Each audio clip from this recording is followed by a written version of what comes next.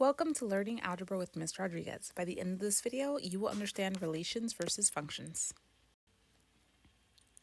So a relation is just a set of ordered pairs, and it can be written as just a list of ordered pairs using set notation, or it can be written as a table, or those ordered pairs can be plotted on a graph, or we can use a mapping diagram where we have our x values or inputs pointing to whatever outputs or y values they have.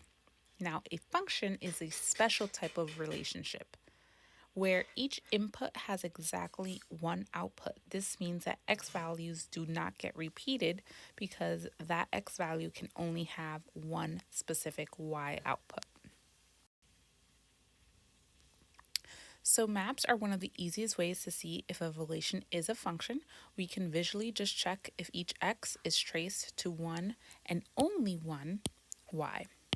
So here in our example, in our first one, we have our domain. We see that 5 is going to 2, 7 is going to 0, 8 is going to 1, and 10 is going to 2, meaning nothing in the domain is repeated. So we have an example of a function.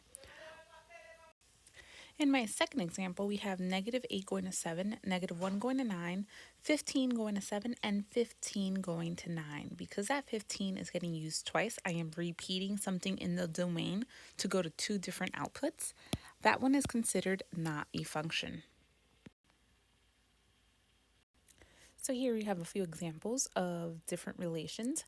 Here we have two examples where we have a list of ordered pairs. So we want to focus on the x values. If an x value is being repeated, then that means it is not a function. So if I highlight all of my x values, I can see that the x values are not being repeated. So this is an example of a function.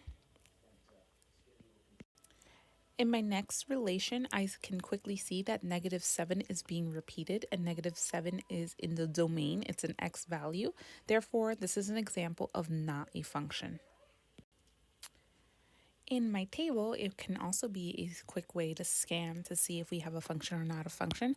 I can see that 3 is being repeated, so this is going to be not a function.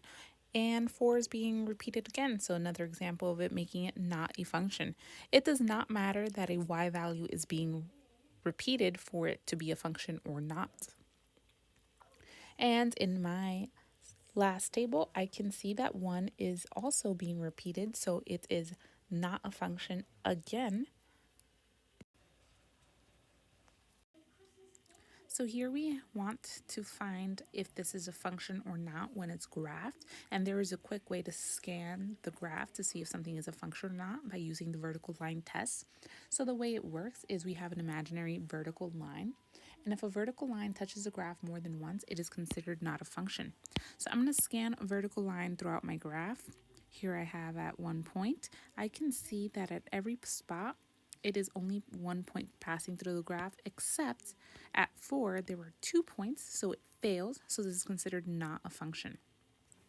Now on the right side, as I scan my graph, there's only 1 point throughout everything, so therefore it passes, and my right graph is considered a function.